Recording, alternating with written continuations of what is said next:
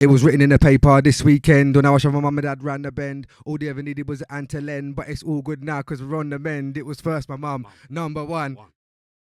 What a way to start this podcast. Big talks with one of the first ever UK MCs. One of the first MCs to go viral before viral even existed. Before YouTube, before Spotify, pioneer of UK garage, MC Vapour. I'll clap for myself. I'll clap for myself. How are you today, my brother? I'm all right, man. I like that intro. It reminded me of a few things. You're not the first person to say that I went viral before viral was a thing. You know what I mean? Trust me. I remember Majestic saying that years ago. He tweeted it. You was one of the first. You was probably one of the first MCs that I ever encountered online. Do you know what it was? It was Bluetooth first. Okay. It was Bluetooth. I think I got it from Napster. And getting passed around like a whore. Was it? Did it go like Napster go? Did it go viral on Napster as well? Lime Wire. I was the Lime Wire don, bruv, back in the day. Yeah, we're gonna have a talk about that. So we're gonna get into the viral moments because the viral moments are very important. They're very important to me and my growing up, and a lot of MCs I feel they would have took inspiration from you. Bruv, I've heard that one as well. They may have started only because of you. That's what I'm saying. I've had so many messages over the years, like, and people saying to me, "Oh, my boy's an MC, only MCs because of you." You know what I mean? Or MCs who still actively do it, and they're like, "Bro, it was only because of you that I started doing this. Sick. You made me want to write." Sick. You know what I mean? So, yeah, man. Sick. All right, then. Do you know what? Let's start from the beginning. Yeah, because I think people want to know how it all started. Yeah. So, where was you born and where did you grow up? I was born in Barking. I'm not even going to say what year. I'm going to keep myself as young as I possibly can. No, I was born in Barking and lived in Dagenham for the first couple of years of my life. Seaton Gardens in Dagenham. 28 Seaton Gardens in Dagenham until I was about 2. And then we moved to Romford. Lived in Gideon Park, my mum and dad. You know what I mean? My mum and dad were like, obviously, same with most people. So Dagenham to where, sorry? To Gideon Park in Romford. Romford, okay, cool. Yeah, and like first few years, that's where everyone hears their first music. It's what your mum and dad were listening to. You know what I mean? So you get your first taste of things. I was a fan of like people that I probably would never have been a fan of. It's just the music that I was not forced to listen to, but I was around it. Yeah, you know yeah, what I mean? So, yeah. What was that then? What was your first influence? I remember being like 4 years old and getting a Dire Straits T-shirt off my aunt for Christmas, and I was who are they? Let us know. Who are Dire Straits? I don't know. Maybe a few people. Maybe you definitely do, bruv. You know Money for Nothing. You definitely know Money for Nothing. Oh, it's a rock band. Yeah, kind of. Yeah. I'll know it if I heard the song. I'd know it. You definitely would. It's one of those popular songs. Yeah, I get you.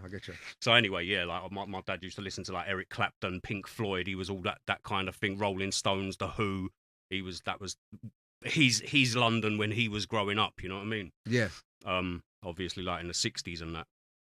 So that was the first sort of, and then my mum had a whole different, like, hey, my dad listened to what he listened to, my mum listened to what she listened to. So for me, it was like the best of both worlds, and I was just open to all this music. You know what I mean? So that kind of influenced you and put you in the direction path of where you kind of. Yeah, I just used to love music when I was a kid. Your love for music kind of grew from them. Yeah, and it was always like listening to what they listened to, and then like I remember being like a really young age, and my dad used to work in London Chest Hospital in Bonner Road in Bethnal Green. Yeah, he was there for years, and some of the shit he used to come home with for me, bruv. He'd come home with electric guitars, like record players. He would just get this. I don't know where it was coming from, but he would, you know what I mean, come home with all this stuff for me. So I ended up with a record player when I was, that I don't even know, probably 5 or 6.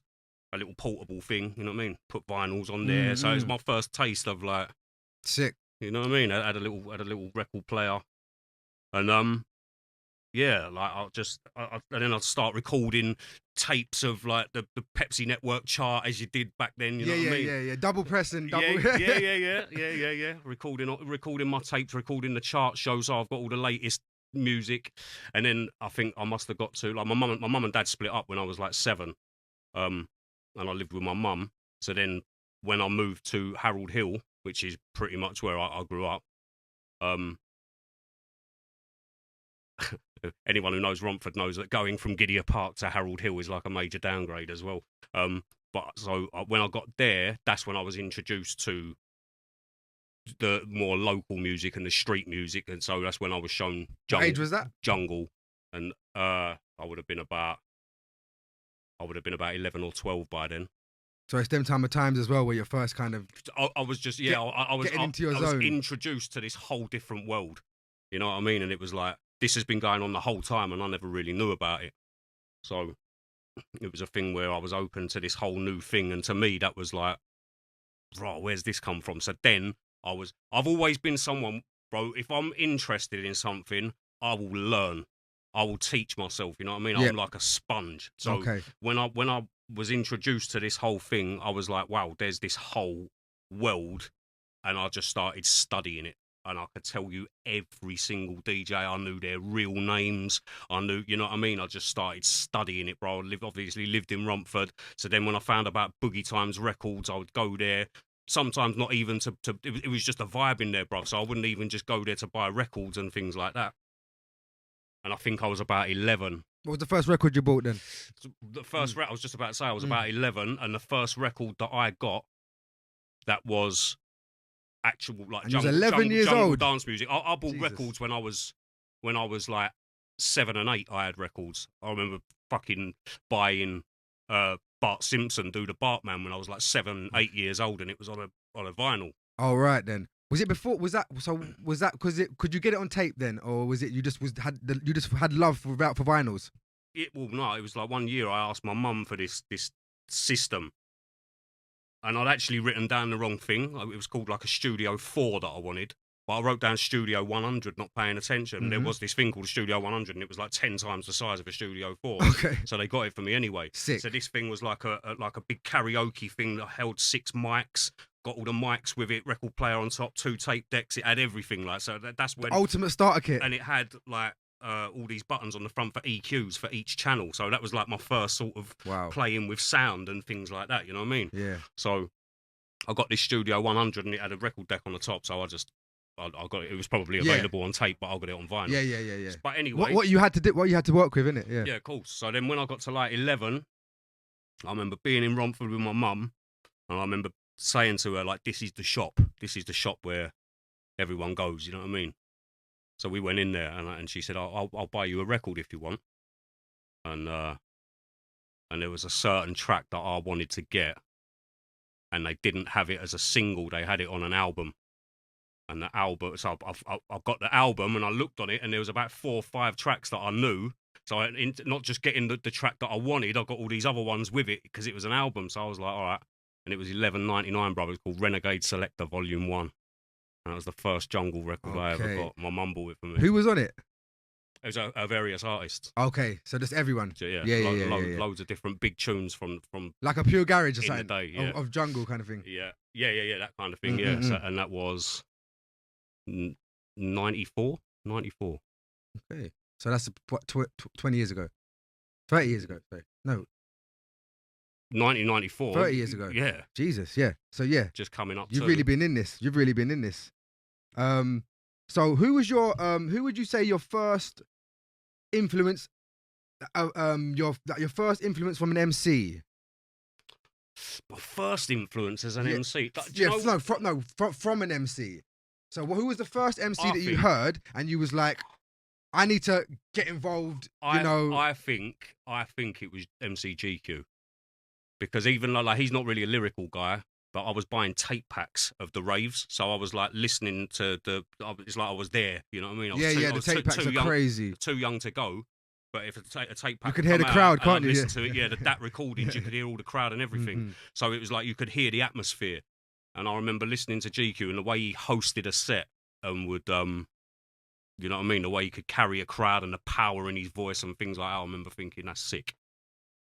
He's like, because he would you'd have 8 DJs doing hour-long sets, but he was the only MC doing the whole night, doing everyone's set. Man, he had the techers then, innit? Yeah. So he would carry the entire night, you know what I mean? So that's before I started getting into writing bars and things like that. It was just so you took influence from him. Host, You could learn a few things from him. Yeah. So what? Yeah. So would you say that jungle was the first kind of thing that got you into MCing. Then what was your first genre? Without a doubt, because up until then, you know, like you'd have like I weren't even into rap then because I was young. You know what I mean? So that's something like jungle was the local music. Was that before like Eminem then and that? And Yeah. I'm talking like end of '93, start of '94. Eminem didn't really pop up over here until '97. So it's a good few years before things like that. So that's kind of around the time that Biggie died. Did you ever listen to them? Even before that? Yeah. Because that was 96, 97. Yeah, that's sorry, Tupac died in 94, didn't he? No, 96. 96. Tupac died in 96, bro. Yeah. I'm going mad. But did you listen to Tupac and Biggie at all? Not back then. I weren't big on the rap thing. Like I said, I went for some reason. I thought to myself because I heard a track with you and I really got into rap music. You and Mr. Phaser, Grey Skies. Yeah, see, bro, you're talking 2007. Yes, when I heard that song, I'm going back like we're going. Yeah. So the tune that really got me, that started me listening to hip hop and things like that, I'd say was "Put Your Hands Where My Eyes Can See" by Busta Rhymes. My boy Keith from school, he had this CD and he left it at mine, and I was playing it, and I remember really liking this CD, and it was this one tune on there, track 8. And it was Busta was cold back in the day. He was the one. He was the biggest, wasn't he? Well, for me, he's still well up. Because he kind of worked well in with the British because he was fast paced, kind of like the jungle. Yeah. Like the grime. Yeah, but he's a very sort of cartoony character, you know what I mean, as well. Yeah. So he was all in the different. He was everyone. Visually very pleasing. So as features and things like that. So yeah, no, I'm talking like before I got into hip hop or anything like that. So the jungle was definitely the first genre of music that got you involved. It introduced me to a world of DJs and MCs. So then, like by the time I got to a certain age, probably 12 or something, and I was saying to what do you want for Christmas? I want decks. Yeah. You know what I mean? Yeah. I started buying records now. Same with me. Yeah. I ain't even got decks. I've just got a record player. But I'm buying vinyls. So now I'm starting to get a collection of vinyls. I want decks. I ain't got a clue how to even wire a set of decks up back then, you know what I mean? So my mum had a turntable that had pitch control on it. So I said to my dad, my mum's got a turntable that's got pitch control on it. Can you get me another one?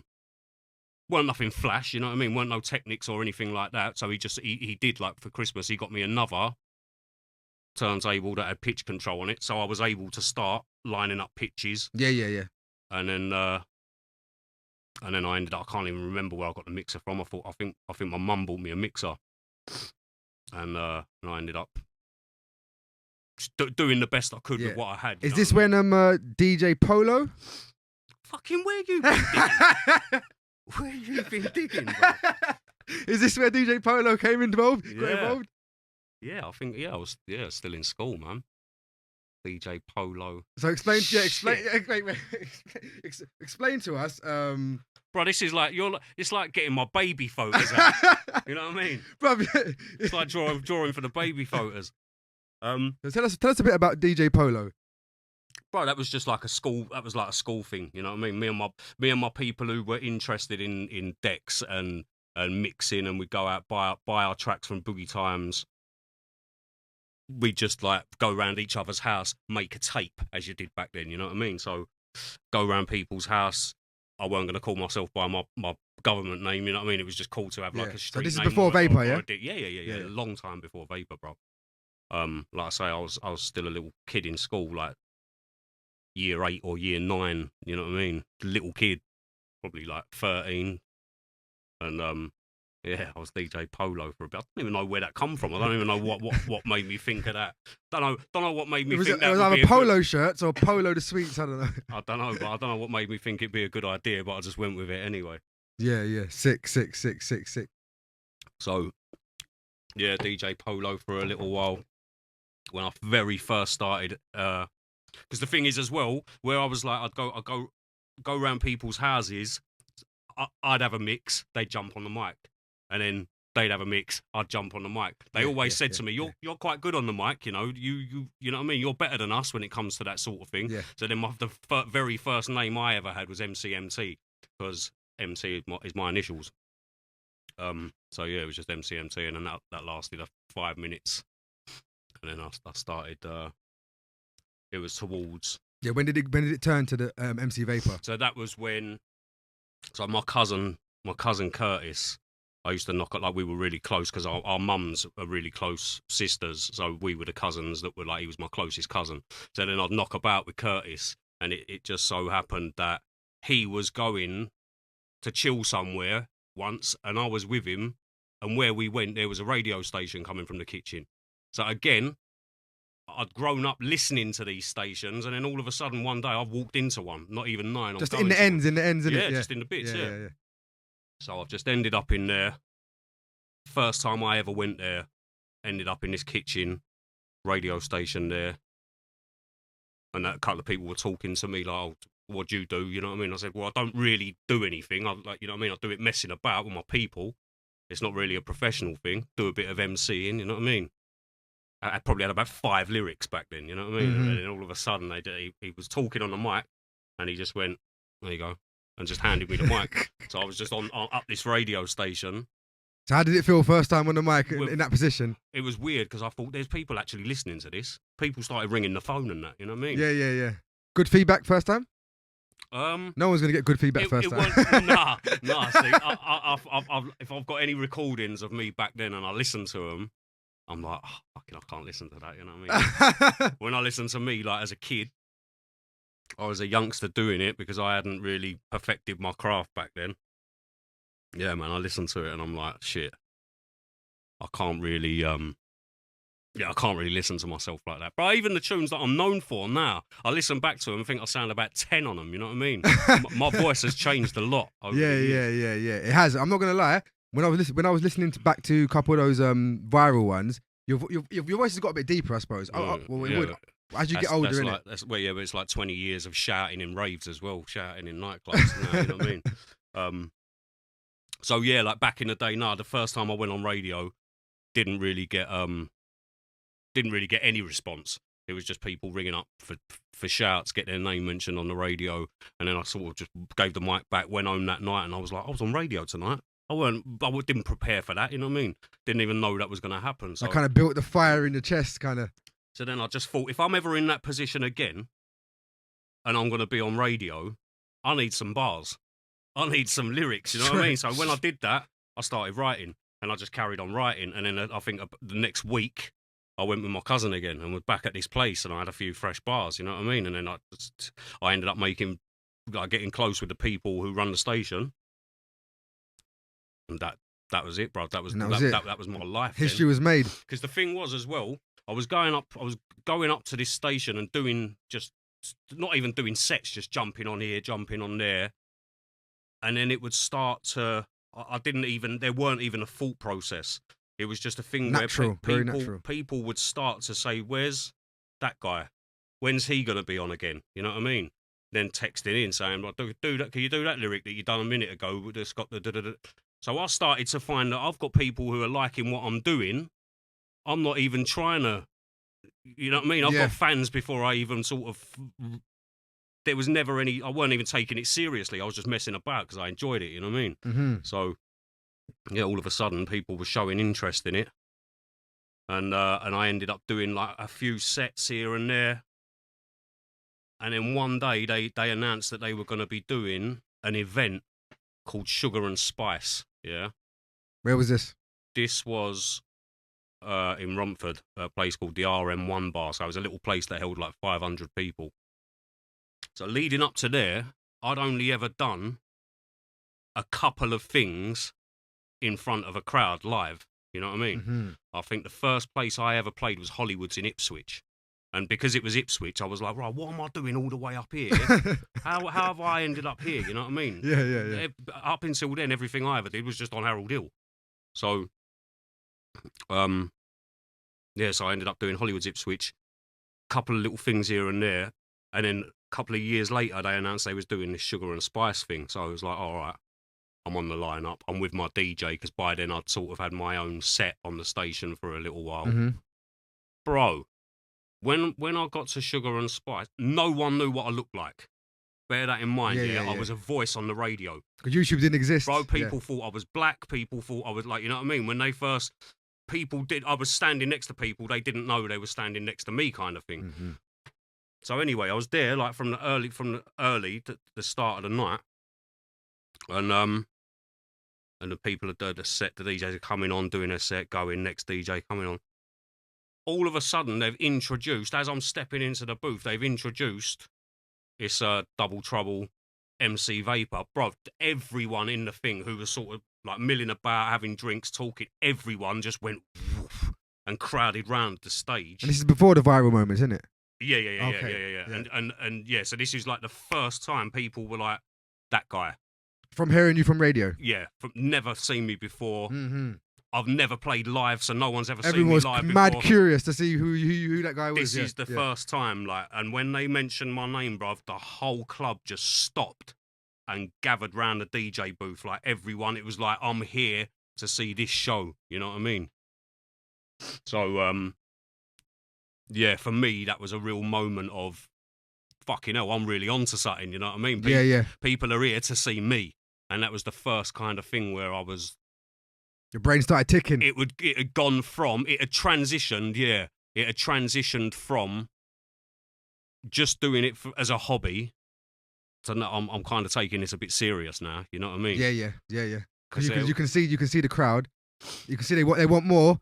So and there was a lot. I've had this out of him as well, plenty of times, so I can say it as well. Precious, you know, Precious. Yeah, of course. Precious. One of our guys. Yeah. So he was popping off, bruv, at the time. I'm going back to like 97. Yeah, he was big in like East London. He was from Stratford. He was doing his thing there. He was a popular MC. First time I ever met Precious, he had no idea who I was. So I walked up to him, put my hand out to shake it, and he kind of like fobbed it off, you know what I mean? Just looked at my hand like, you know what I mean? And I've wound him up about it for years, like, because he's one of my. It's kind of weird back in the day because he's one of my good friends, like now. So like we joke about it now. But the thing was, so he did that the first time I ever met him. Now when it comes to this Sugar and Spice event, he was on that. He was booked for that. So then when he saw, like, obviously I had that response in there, and then when Precious turned up, he said to me, "Bro, you are all I keep hearing about. Everywhere I go, that's all I'm hearing. Vapor this, vapor that, vapor. So then, like, that's when, like I say, for me, that night, something definitely transitioned for me, and I was like, shit, people are into what I'm doing. I just went from there, really, you know what I mean? Once that had happened, it was like that night popped off. The next day, they were talking about Sugar and Spice 2. And doing the next one, you know what I mean? Mm-hmm. Going to a bigger nightclub because they were turning people away at the door. Yeah. So yeah, after that, it was just that's it now. So that's kind of the start of MC Vapour. Yeah, kind of. On a serious one. Yeah, on a serious one. Yeah. So yeah, wicked. Yeah. So what year was that? That would have been 99. 99 was the birth. 99, yeah, because 98 was really the year that I started on Force. Okay. Force FM. So then by then it took like a year of just like messing about, doing little sets here and there, writing little lyrics. Like it weren't really serious the first year. But I was still doing my exams in school. I'd done a radio set and got on a bus and went to do my maths exam or something in school from pirate radio. So you was really I was doing pirate radio before I left school. Yeah. That's why a lot of your lyrics you've got kind of are related to school. Kind of your first lyrics. Well, my probably most known lyric because it was on the track. School. So, it's called School. It's called Move Your Body, but they've uploaded it on YouTube as School. Yeah. Yeah, because it's commonly known as School because it's got the lyric. What's it called? School. Sorry. Move Your Body. Move Your Body. Cool. So that was I'd done that in August of 2000. So I just had a couple of little lyrics. August 2000. Okay. Yeah. 23 years ago.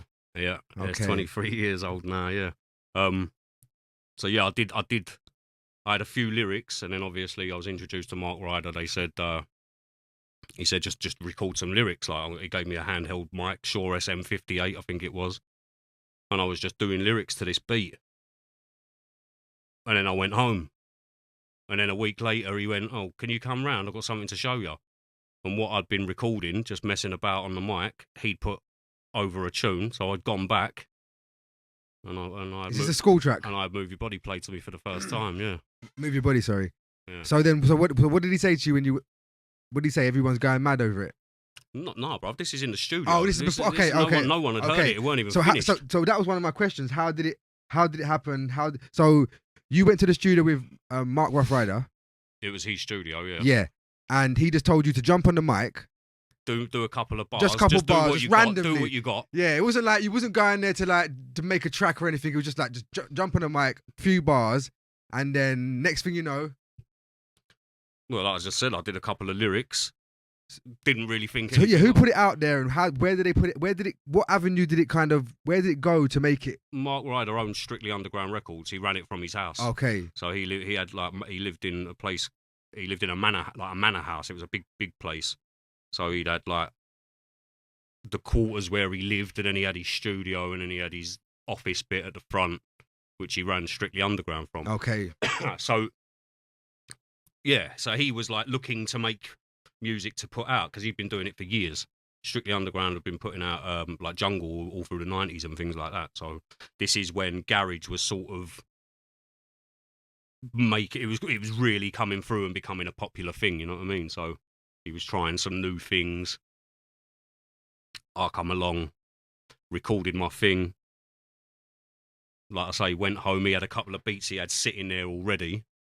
And then once I'd done my thing, I got a phone call a week later, can you pop round? I've got something I want to show you, see what you think. So I went round there and that was it. It was like the very first sort of mix of Move Your Body. And it was, like I say, I'd done like 3 or 4 lyrics while I was there the week before. And they were the lyrics that ended up on the tune. That's why there's not really like Move Your Body isn't really a song about anything. It's got a lyric about school, then it's got a lyric about something else. You know what I mean? It's not really like, oh, this is the concept and this is and I'm going on with it. So it's just 4 different lyrics. So did it go on radio then? So then he put it out on Strictly Underground. He gave me like a couple of boxes of copies. So then I'm giving them out to everyone, going around just going, oh, there's one for you. Like, I've got a new tune, giving them out. My mates are playing them. Everyone on False FM's got a copy. You know what I mean? Then I'm sort of becoming the guy who's got a new tune out. You know what I mean? So it's transitioning again. And then all of a sudden I got a phone call one day from like my boy from Harold Hill, who I've known for years. And he went, V, do you know you're on Pure Garage 4? So like Pure Garage is a big thing back then. You know what Pure I mean? Garage was massive. Yeah. So that's how I first heard about garage. So right. So my phone's rung, and he went, "You're on Pure Garage 4," and I went, "What?" Like I never knew about anything. I'd just turn up in these places. You know what I mean? Yeah. So it had been licensed by Strictly Underground for EZ to put it on Pure Garage 4. Sick. My name wasn't on the artwork. It just said Mark Ryder, Move Your Body. Okay. But people know that tune because they sing along to it. You know what I mean? It's not people. It's not really the instrumental that people play. It's the song. It's the lyrics that they sing along to. So it didn't really matter that my name wasn't on the artwork. People were singing my work. You know? What I mean? Yeah. So then once it was on Pure Garage 4, bruv, it just popped off. I think that tune's. You got to remember as well. There was no streaming. There was no social media. There was nothing like that. This is selling vinyls in record shops. And I think it sold 6,000 copies in the first 2 weeks, which is a fucking lot. Which is a fucking it's a lot of records, bro. Yeah. That's a lot of records. So, 6,000 vinyls in the first 2 weeks of it. And how much each vinyl they were going for back then? Well, I don't know. I think you pay at least £5. Yeah. £5 a pop, you know what I mean? You're not getting a song for like 40p or whatever. Like exactly. So tune just popped off, bro, and then all of a sudden, my phone was just popping, bro. Can you come here and play here? Can you come here and play here? Like nightclubs ringing me, promoters ringing me. It was just a bit surreal, bro. To be fair, because it was like unexpected. Yeah, there was never a plan. Right, I'm gonna sit down. This is what I'm gonna do. This is my next move. Once I've achieved that, I'm gonna go for this. It was just organically, just all kind of. I just MC. Yeah.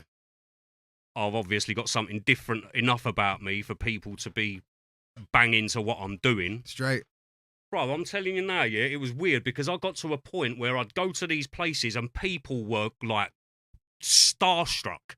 You know what I mean? And up to me, I'm still me. I'm still just me. Yeah. I'm just a dude, you know what I mean? Who's going about doing what I do, writing a little lyric. Yeah, they're quite quirky because I've got my mind is just a different place, bro. Once I start going off on one, you know what I mean? If you give me an idea, I will just run with it, and then it just evolves into all these different, you know what I mean? Mm-hmm. So I think my lyrics are quite like storytelling, and I was just different. Yeah, it's the same way I kind of heard about you. I didn't hear. I heard your the Halloween special, and I'd never seen you, but then I was in Barcelona, and I think you was with Kai and Dapper. So Halloween, yeah, that's a prime example. Yeah, of Halloween. Let's get into that one. Yeah. So, like I said, I was just writing lyrics, going on radio, doing my thing on radio, and that is when the internet sort of like Lime Wire and things like that first came about. So I went to radio. The DJ was playing records. I was just MCing over the top of them. And this is the Halloween special. And he played this tune, and I just done my thing on it. Didn't think anything of it. Again, didn't know someone sitting in their bedroom recording it. So again, it was nothing that was planned or anything like that. And yeah, and then all of it. Remember what I said at the start about the Bluetooth thing? Yeah. So there was this guy whose online name was Dodgy, and this Dodgy used to sit in his room, record my shows, and then he would take his favourite clips, like his favourite minute here or minute there, and so he'd cut it down into like a minute-long clip, and he'd call it whatever he would call it. Called this one Halloween, you know what I mean? And hence the tune. Yeah. It's not a tune. It's not a tune. The beat. Yeah, the beat was a white label. No one even knew who it was by or what it was called. Seriously? Yeah, no. No one. There was no. So you don't know who produced the beat? I think it had a stamp on it that said FBI. Because that was one of my questions, to see who made the beat. It had a stamp on it that said FBI crew. That's all I know. FBI. What did that stand for? No idea. No idea. That's crazy. So yeah, this it's not a song. It's a clip of me on pirate radio, just MCing. But this clip got cut down into a segment, uploaded onto LimeWire, and got onto someone's phone, and that was it. It just went with Bluetooth. People like sharing it with their friends. All of a sudden, I'm getting messages from Australia. Like this, bruv, the internet was like a new thing. You know what I mean? So people listening now would be like, I can talk to someone in Australia every day. You know what I mean? The first time the downloading platform came about, wasn't it? Yeah. Yeah. So for me to be getting messages from people in Australia saying, "We love your tune. We're from Adelaide. Wow. We're from," you know what I mean? And I'm like, what tune? Oh, I've got this thing called Halloween. This is crazy. And I'm like, no, bruv, it was a minute-long clip of me on radio, and it went around the world. It went viral, like before viral was actually had a label. We were talking about this earlier. Yeah, so you basically went viral before. I suppose before the word viral was probably even. Well, it was, because viral's been a social media thing, isn't it? Like, you know what I mean? YouTube didn't exist. People like you, you could say people like you pioneered the word by doing. Well, no, because I didn't say the word. I didn't coin the term. What I mean is by going viral, people like you, the word was created for people like you who was going viral. Yeah, but viral weren't a coined phrase back then. Back then, yeah. It was later on. Yeah. It was it was just a thing where. Yeah, I don't know how you'd word it, because it weren't even a thing. Yeah, it wasn't a thing back then. No. It was just mad popular. Yeah. So it went round, and it went round the world, and it just got to a point where like everyone and their mates were talking about me, and then I'd show up in these places, and people just could not fucking believe it was me. Yeah, same with me. They were seriously starstruck, and it was a bit weird. You remember when I met you? I was just like... Yeah, but when was the first time I met you? You're saying it was Barcelona, yeah, right? Yeah. I don't think it was, bro. It was. It 100% was. I think you'd probably remember better. Yeah, I think what it was, I think you said you maybe knew someone who looked like me, but I think you was a bit waved. You had a couple pints down, yeah? Probably. And I started speaking. No, because I heard someone say MC Vapour, and for me, I was like, what? That like MC Vapour? No, that can't be MC Vapour. So I've kind of got closer to you, and I've realised you must be MC Vapour. So that's where I've kind of introduced myself. And I was the same. Like, I was starstruck. I was like, this guy that me and my cousin have been like, as I said, my cousin used to ring me up. So, you know, back in the day, like normal landlines. He used to ring me up on a landline and start spitting that lyric. It was written in the paper this week. Like, we used to just ring each other up and start spitting your lyric. Yeah. Do you know what I mean? Yeah. I think like the thing, it's memories, isn't it? So for you, you know what I mean? I didn't grow up like listening to myself from someone else's perspective. Yeah. So for anyone who grew up listening to me or has memories with their friends and things like that, for you, it's a bit crazy. Like, it's like, wow. Yeah, for me, I've always just been, and I still think now, I am just a normal guy. I don't go on I don't act like a celebrity or anything like that. I'm just me, you know what I mean? And it's like, it's nice, bruv, because people always have said to me, you're bare down to earth, bruv. Like when they say don't meet your idols, but it was cool meeting you. Do you know someone who said that to me? Plan B, bruv. Plan B. When he met me, he was like it as well. He went, bro, to me and my boys, you are heritage. Yeah, to be honest, we used to sit listening to you, you know what I mean? And he was like, they say never meet your idols. He went, but I'm glad I met you because like you're a really humble guy. You know I know exactly what you mean, and I like that as well. Yeah. I like that people. Because when I met you, obviously you was one of my idols at that point. From here to now, 5 years ago, never had a bad encounter. You was happy to come on the podcast, but I know what you mean, because I'm not going to say any names, but a few other people that I met, I maybe didn't get along with them the same way. I maybe wouldn't call them onto the podcast. Do you know what I'm trying to say? Yeah. Because that same thing you said, never meet your right. Do you know what I mean? Like, yeah. Some people. Some people can be arrogant. Some people can be. There's a load of different things. People can be ignorant. There's a list of words you can use to describe different people. People don't use them words to describe me, so I'm blessed for that. You know what I mean? Yeah, for real. So yeah, like it started getting to a point where people were like, and bruv, some of the things they'd say, like I remember doing an under 18s years ago when I first started, like when I was first hot. And these kids would they crowded round the DJ booth, and one of them was like, "Can I have your earring? Can we swap shoes? Can we do all this?" People saying to me, "Oh my God, you're not Vapour. Yeah. I thought you were black," and things like, you know what I mean? People just couldn't. They couldn't process it. So at the start, when that first started happening for me, that was really like, it was shell shocked. Yeah, it was a little bit like, wow. I've got reach out here, you know what I mean? I'm reaching fucking tiny little corners of the country I've never even heard of, but they've heard of me. Yeah, and it didn't get to your head then? No, it was weird. No, I've always just been me, innit? But it was, I've still got people now that say to me, like, I think it's an artist thing for you to have good days, bad days, days where you rate yourself, days where you hate yourself, you know what I mean? It's just part of the artistic process. Yeah. And my boy said to me not too long ago, like this year, he said to me, like, V, you're a certain character where you doubt yourself a lot sometimes, you know what I mean? I think that's just an artist thing. But he went, bro, you need to realise who the fuck you are. You know what I mean? Straight. And it made me think, and I was like, you know what I mean? I second that. Yeah, like, but I'm me. I'm never gonna see me from an outside perspective. I'm just me. It's like I had a tune called "All I'm Living For," and it was all about like I know every single because there's people out there who don't know how much work I've put in. They don't know the sacrifices that I've made to do what I do, and consistently keep it as like the main thing that I do, not a side thing. You know what I mean? So there's people out there who don't know what I've the work that I've put in, but I know every single place that I've ever been, every show I've ever done. People have no idea how much I've actually done.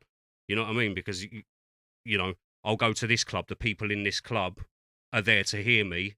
Anyone who didn't go to that club last night weren't in on it. You know what I mean? Yeah. Every set I've ever done. every place I've ever turned up, every song I've ever recorded, every verse I've ever written, I was there.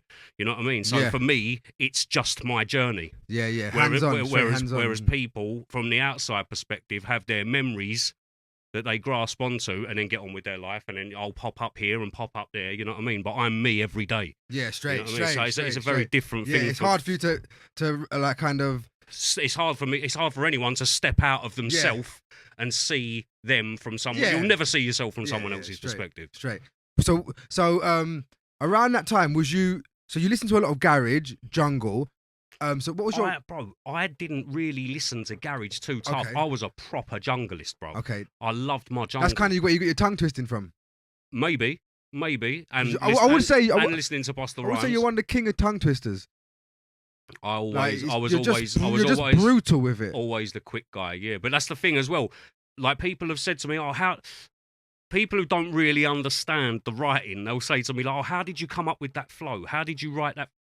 It's not like that. I don't sit there and think, I'm going to do it like this. I just start writing. And however the words fit in, if I've got something I want to say and it's got 20 words in it, for me to be able to fit that into the rhythm of the beat, I need to write it in a way where I can get all of them 20 words in that's still in time with the beat. Do you see what I mean? So the flow kind of writes itself. Yeah. If that makes sense. Yeah, I get you. So how it comes out... You don't plan to tongue twist? You just write loads of bars and then... Oh, don't get me wrong. I've had little things here and there where I've thought... Like obviously I didn't accidentally write, you know, in my tune where it does that, and I thought I want to have something that's like quite catchy that not everyone can do. Yeah. That people can go, that's that guy. Yeah. So I actually sat down and thought, I want a tongue twister thing that I can do, and that's what I wrote: the M's, the B's, the D's, and the G's. Yeah. You know what I mean? I hear you. Because they're the letters that roll off your tongue. I remember your lyric at school. They gave me a G. Yeah. Well, that's move your body, isn't it? yeah. So I'll never forget that lyric. Yeah, it's just a process that I just write, bro. I'm just a lyricist. I'll write lyrics. I'll have an idea for a lyric, or I'll think of a first couple of lines, and I'll write it down, and then it just goes from there. I was always good with English and vocab, and I know a lot of words and things like that, so it always helped. What did you get in? What's your GCSE? Did you get in English? Everyone got C. Not me. They gave me. No, I'm joking. Wait, no. That's a lie. That's a lie. That's the thing. That was like, see, back then I was writing a lot of like stories and like, you know what I mean. It was like a little cartoon thing. So people were like, "Is that actually what happened?" It's not true, bro. I got a C in English. I actually got a C in English. But you should have got a G. No, I shouldn't have got a G. No, for being a G. Yeah, no, because I was. I should have got. Well, you got a G from the man. Should have got an A. You got a G from the man, them. Yeah, for real. I should have got an A. For real. I didn't work hard enough. For real. But you know what? They got it wrong because you write for a living. This is what I'm saying. It's not really like I've always said. Like, I'm not trying to be a bad influence on school kids, but there's not really much I took from school that helped me in my adult life.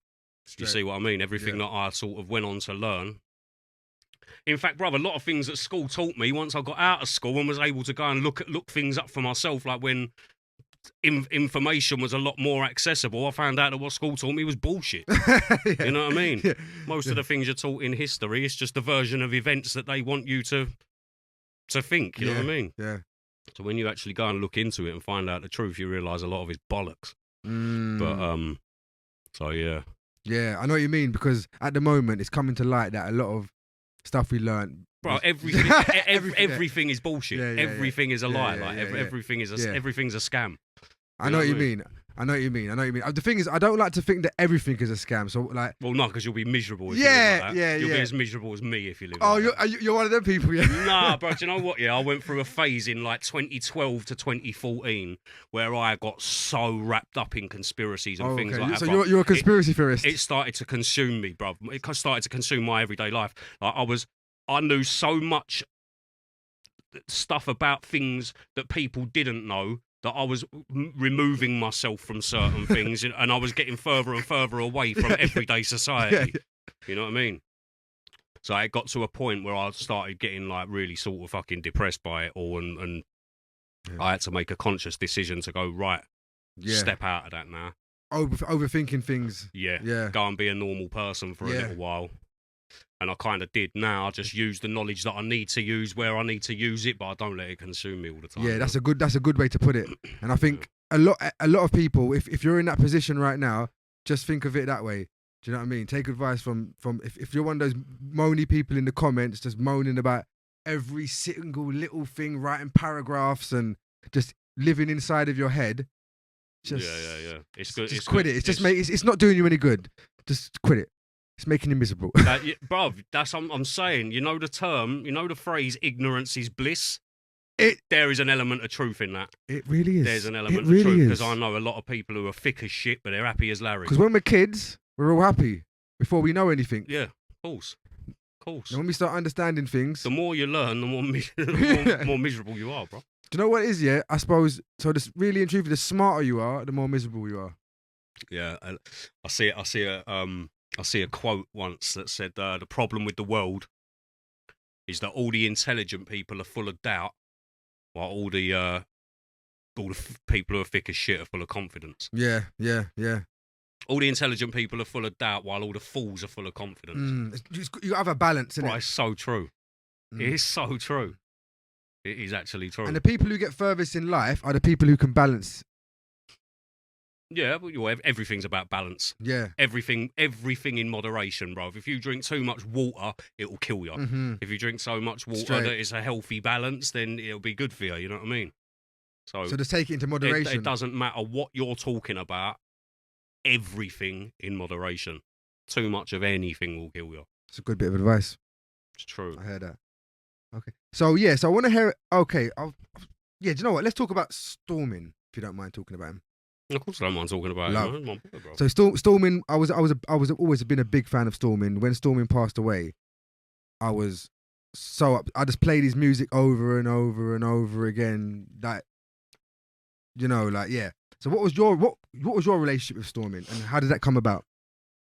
How did it come about? Do you know what? I think the first time I ever met Stormin, I was actually buying weed off him.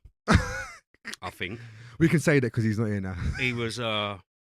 Allegedly. We had like a mutual friend, and I was like, I wanted to get some bud one night, and he was going to meet Stormin. He was like, Stormin will have some. So I bought weed off Stormin. And we ended up going from there to a pub. And we was all sort of standing outside the pub. And, bruv, we were just... I think it was coming up to Christmas. It was December, I think. And we was all outside this pub, just sort of standing in a circle, chatting, having a laugh, talking about different stuff. Stormin was a big character, you know what I mean? So the thing is about me, yeah, I'm quite reserved, bro. If I'm in a room full of people or there's a big circle, I'm not the loud guy. I'm more the quiet guy, you know what I mean? I'll watch and absorb things. And, so like Stormin was there and like just talking, making everyone laugh. And then a couple of people left the circle, and he was there. And it was the first kind of time that I've sort of stood and spoken to him. And he was like, bro, do you know one thing I know about you and one thing I really respect about you? I was like, go on. He was like, you don't ask anyone for anything. You do your thing. There's so many people out here who are sort of living off of, you know what I mean? They're in a crew, they're going off their mates, someone's bigger than them, so they're carrying them on their back. And he went like, there's all this shit.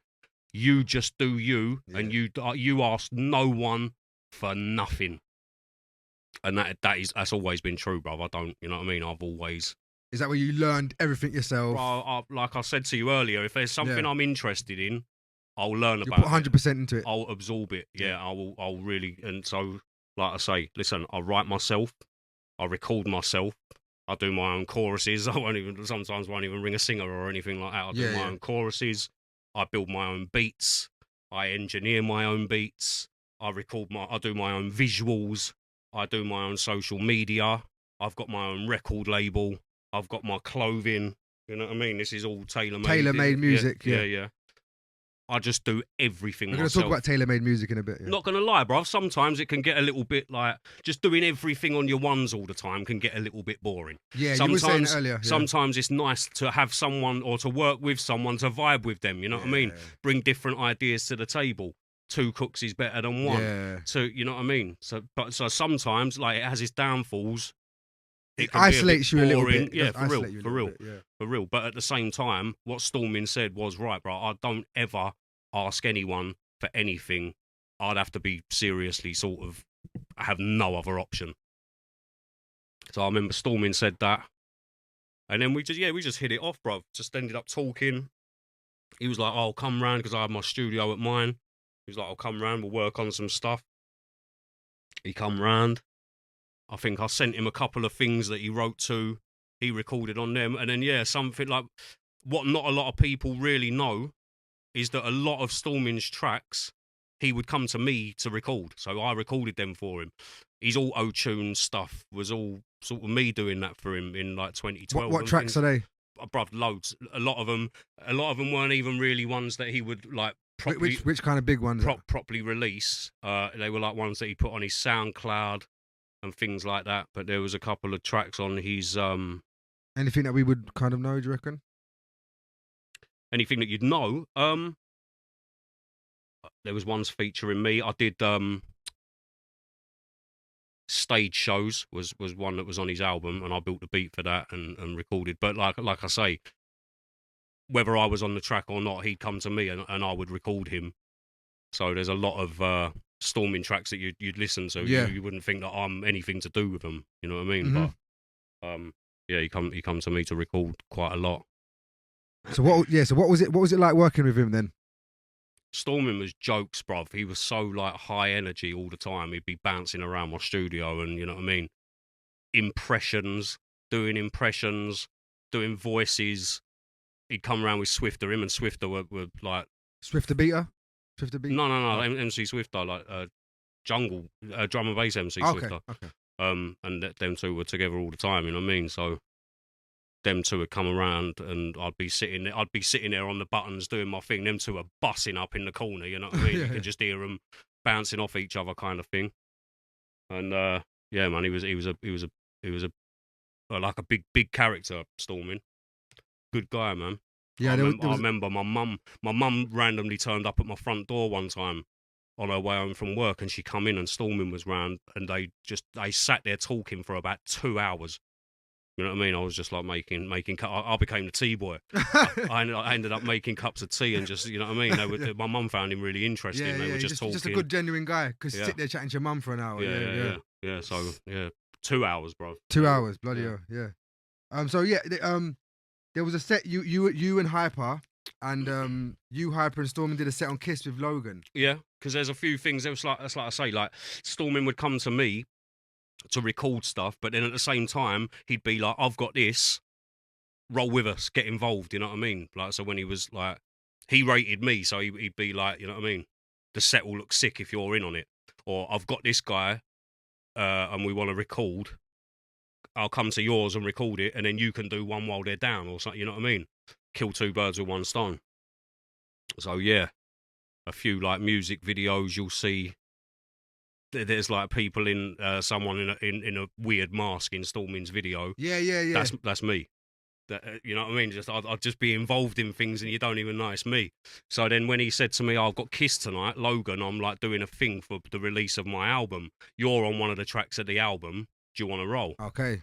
I was like, all right, no worries. Like, went up there, met Hyper was there when we got there. Bruh, people still hype over that set now. Yeah. It's a good set. Yeah, it's crazy. I put a clip of it up crazy. on my Instagram like last week. Oh, did you? Okay. Because I was listening last night to it, and yeah, man, you're just going ham. You're just going hard. Shelling, yeah. Yeah, straight shellers. That was like back when I was just smashing out tunes, bro. I was just writing. Would you say that was like your height, kind of different verses? I've always it's in stages, isn't it? I've always sort of been busy. I've always had loads going on, but like I said earlier, first time it was like writing lyrics for radio, and then it was writing bars for like tracks that people would try and get me on. Then I started making my own tracks.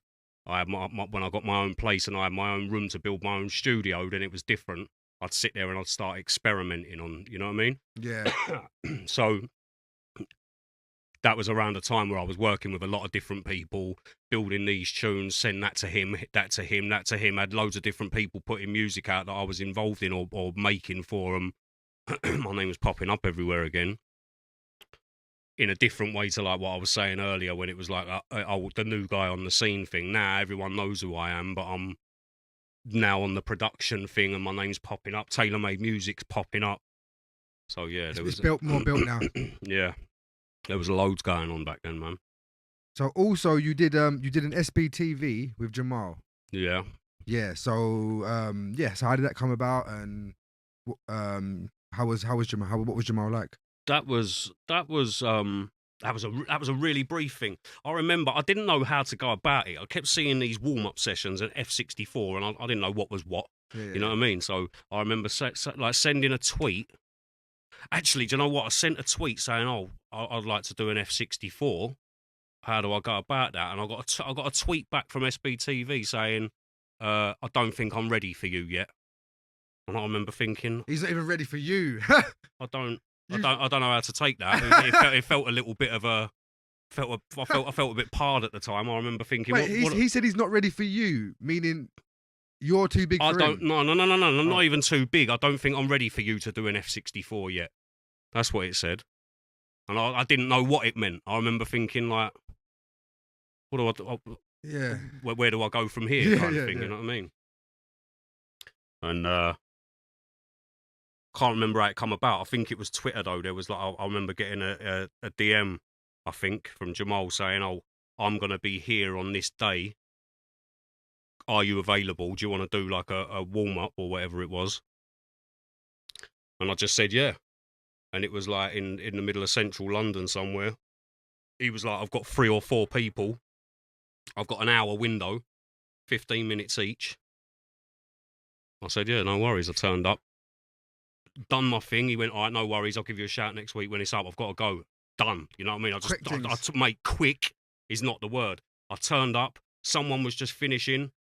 He finished. He walked off. Spotted him as he walked past. He went, "Right, have you got your sound?"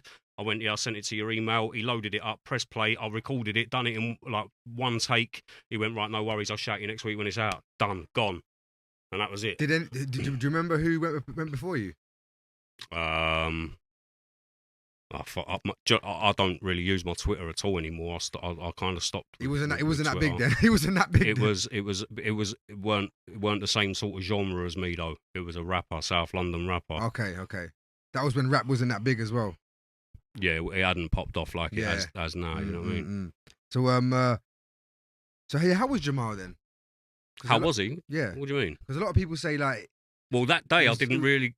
Yeah. Oh, so you never met him again afterwards? Was that? Yeah, I did. We did a thing at Ministry of Sound, but there was a lot of people there. Yeah. You know So what I mean? I never really. Your relationship wasn't like with Storming. Nothing like that. No. I had loads of one-to-one time with Storming. You know what I mean? That never really happened with Jamal for me. There was like always a lot of people around. It was just me and him there that day when I recorded my warm-up session.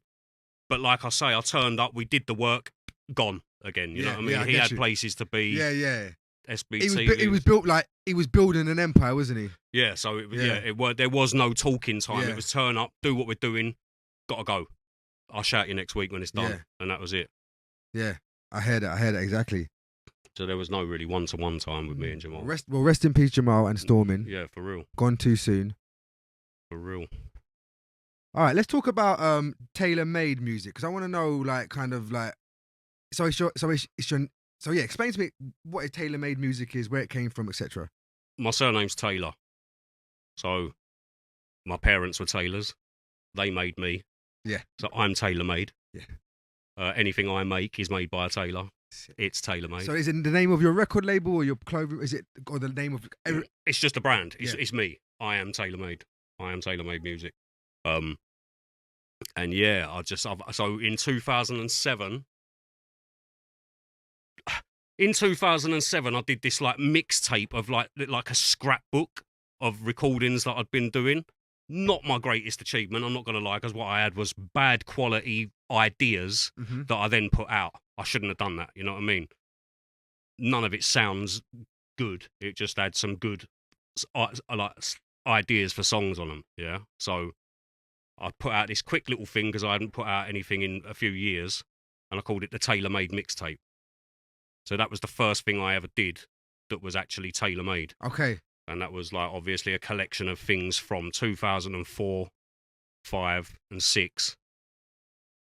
So yeah, when I did that, it was like I put that out and it was tailor-made. I kept saying tailor-made until Yeah, I remember.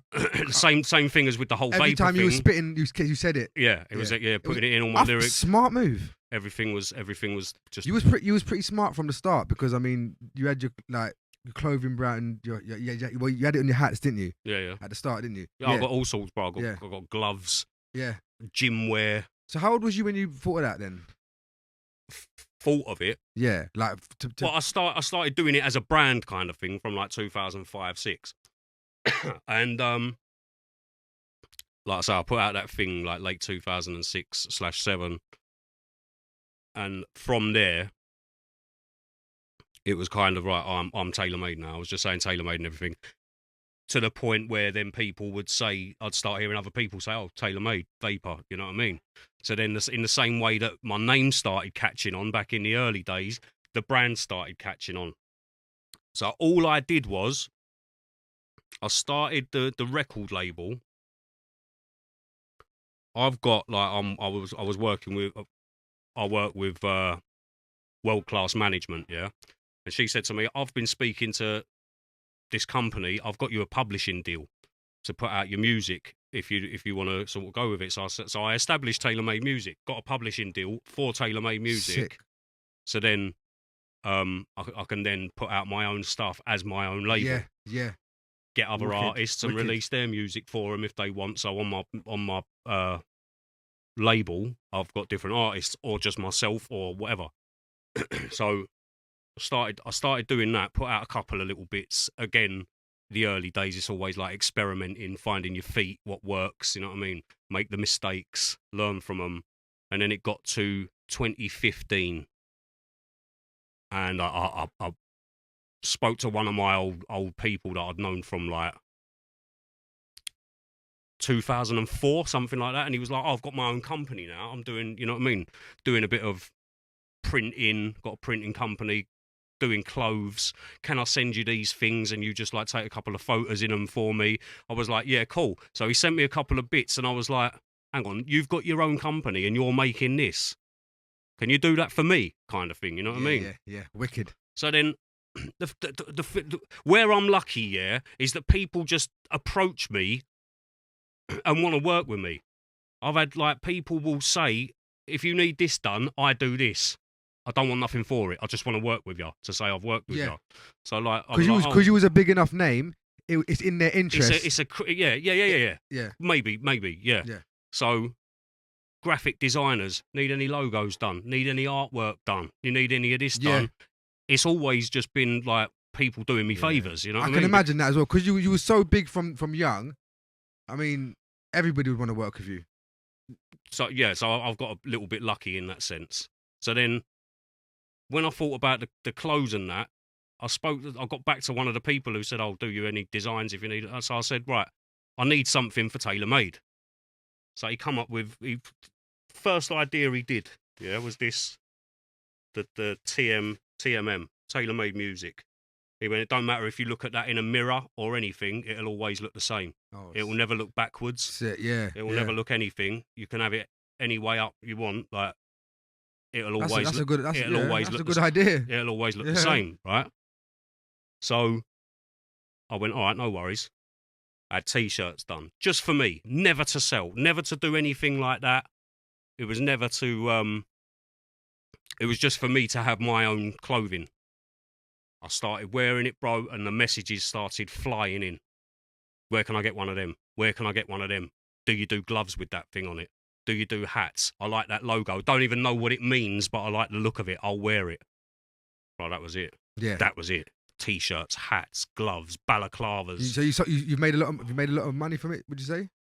No, never a penny, bro. Never He's got millions in the bank. no, never a penny, bro. No, yeah, you know, it's like people. Where can they find them? Well, no, I've got my own app. You've got your own app. Okay, tell us about that then. Wow. Again, got a message from someone, said, I've been a fan for years. I own my own app building business. Wicked. Can we build you an app? Yes. So I was like, all right. Like, he was like, this is what it can do. You can have a shop on there. You can have your own music. Where can we find the app? It's on the App Store. App Store for iPhone and Google Play for Android and iPhone. Yeah, it's on Google. Yeah, it's on Android and iPhone. Yeah. Yeah, App Store for iPhone, or the Apple Store even. Yeah. And Google Play on the Android. Tell us more. Yeah. Explain to us about this app. So yeah, Tailor Made Music. It's got a shop on there. So it's called Tailor Made Music, the app. Yeah. Yeah. So it's got like, yeah, it's got a shop, basket, music. Show the camera. Links to music, YouTube videos, albums. So if you want to check out Vapour, it's got loads of fans in there, like pictures of them wearing all their stuff. There's loads of different pages of all people rocking their tailor-made stuff. It's just an app. Sick. So yeah, people were going on. Sick. There. Vapour's got an app now. Yeah, I've had it for a few years, to be fair. Okay. I think I got that in like 2018, something like that. 2018? Yeah. So you was well ahead of the times. Oh, brother, I had an app before anyone else. Yeah. I definitely had an app. Because I had an app for a little while, but it was costing too much to have it on both app stores, and then in the end, I thought I'd take that down.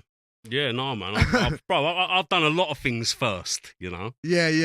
I don't get credit for it. That's why we call you pioneer.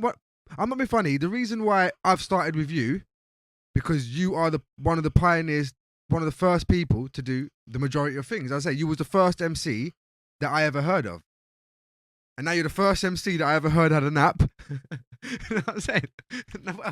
Yeah, for real. The first ever MC who started producing for him. Yeah, no, there's a few firsts for me. You probably are one of the first ever MCs to start producing. I don't know about that. I'll be honest with you. Usually an MC did not have a clue how to use a computer, so he'd just be on the mic. I mean, I don't know any MC like back then who could even turn on a computer. Do you know what I mean? So yeah. I mean, don't get me wrong, bruv. It's taken. I'm still learning now. Don't matter how many years you've been doing it. There's always something that you don't know. And as technology's progressing all the time, there's always something new coming out. There's always something else to learn. Forever, innit? So I'm still learning. I put out an album. I was doing stuff with my boy Chris James, and we linked up. Like, his name's Choice, yeah. I'm V, and he's Choice. So we linked up and took the two names and called ourselves Voice. Oh, sick. V and Voice. Yeah. So then we started doing house music. I've never been a fan of house music, really. Like Skepta's put out the what do you think about the Amy Winehouse tribute before we go? The Mas Tiempo thing. Yeah. I haven't heard the full thing. I see a clip that he put up the other day. You rating it? And I saw that. Yeah, man, it sounds good. I'm rating it. I'm rating it. Sounds good, bro. I'm rating it. Yeah. Go on. Back to you. So I've you're always learning, but I started doing this, dabbling in this house thing because it's something I've never done before. So the most recent thing that I've put out is a house album, and I'm not MCing on it at all. It's all tracks like featuring old samples. So what I did was, because I grew up listening to jungle, I started doing like house music that's predominantly got jungle samples in it. You know what I mean? Yeah. So yeah, so a little twist, different twist on it. Started doing our own sound. So where can we find that? It's out, bro. It's on all the platforms. Oh, it's on Spotify. What's it called then? It's called The House at 124. The House at 124. And it's by Voice, yeah. By Voice. Sick. Some bangers on there, man. Sick. So you're looking to get into house more? Well, I'm not looking to get into house more. I'm just doing my own thing. I don't make plans like that. You know what I mean? I just make music, bro, and it goes where it goes. Same thing. Skepta said literally the same thing when they asked him, "Are you gonna do more house rather than grime?" He said exactly the same thing. So I'm just building music, and it's just it's an artist thing, isn't it? Something different. You're not a garage MC. You're not a jungle MC. You're not a rapper. No, even though you've got all... nearly a million views on a rap song with Mr. Phaser, 903,000 views on a rap tune. Tell us about it. We've kind of missed that. Let's go to that. Yeah, you made a rap tune, yeah, with Mr. Phaser called Grey Skies. Yeah, I wouldn't really say it's rap. It's more like really early. It's like I'd call it grime, bruv. I'd call it grime, really. To me, would you call it? It's because to me it was like UK rap. It's like the first form of UK rap. Okay. Because you know like how Eminem used to do his fast spitting. I thought maybe you took a bit of an influence from Eminem. Nah, bro. Busta Rhymes was more of an influence. But then again, yeah, the fast spitting, yeah. See, yeah. so I feel that. So you feel when you put it out? Did you think it was a grime? I don't know. No, you said that. You did say grime in the lyric. In one of the lyrics, you said something grime.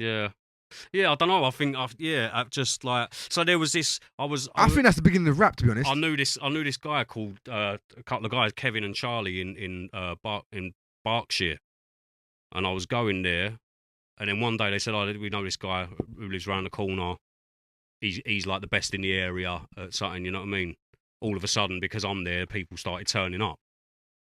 And then this guy's there, and I was like, oh, show me what you do then. So we're sort of standing in the garden, smoking, just dropping a couple of lyrics, and I thought, yeah, like, you know what I mean? He's decent. So then he sent me this tune. He was like, do you want to do something on this? It was the Grey Skies beat. He already had his lyric for it. He'd already written to it. So that's why when you listen to his lyric, like, I'm from Berkshire, my one comes in, I'm from the RM1, and it's like, my lyric sounds like it's the same sort of flows and it fits the same as him, so it sounds like a song. I tried to keep it with the same, instead of him doing this and then me over here doing something totally different. I tried to keep the theme. Yeah, the you was musically smart with the it. Same, yeah. So from your experience in music, you knew what to do. Yeah. Yeah. So then you've got me in Romford, who didn't really put anything out for a while. Everyone knew me from the earlier garage stuff, but then didn't put anything out for a couple of years. Made a load of music, but didn't put it out. Yeah. So then 2007 comes. Phaser's in Berkshire, everyone knows who he is. I'm over here, everyone knows who I am. So then as soon as that popped up on YouTube. So he uploaded it straight to YouTube? Something new from... Yeah, it wasn't one of those things that was out before YouTube. Then it was like it got uploaded. No, it was 07. YouTube's been about since 04, and isn't it? So what happened when it first went up then? Well, it was Raw Links that made the beat, and they did the video. Did it start going mad straight away, or? Yeah, because because of you, obviously. Yeah. Raw Links built the beat, then they made the video, so then they uploaded it on their channel. Okay, they had a big channel. I don't know about big channel, but they'd worked with quite a few people around their area, so they had stuff on their channel already. You know what I mean? I didn't have my own channel. It was really quite known. Kind of, yeah. Yeah. So, when they did that and put that out, yeah, it popped off, bro. Everyone was saying to me, "Oh, that tune." You know what I mean? Yeah. And still, bro, I still get messages now today with people going, "You and Phaser should do a Grey Skies too." We've joked about it a few times, but he lives abroad now. He stopped doing music, so it's not going to happen. Wait, where's he live? Sorry to break some hearts. It's just not going to happen. Where's he live? I think he's out in Marbella now. Well, we might have to go out there with his daughter. Yeah, I'll shoot the video. Yeah, so we did joke. Won't be very grey though out in Marbella. Nah, yeah, Bright Skies. Part 2, Bright Skies, Sunny Skies. We've made it now, innit? Well, I've made it. So he's like not really doing music. So even though people keep saying it, it's like this is the thing, bruv. I got a message yesterday from someone saying, "Oh, I want to do a new version of Movie Body and do this whole school thing." It served its purpose back then. Times are like what I do now ain't the same as that. It's like leave it then kind of thing. You know what I mean? I've kind of.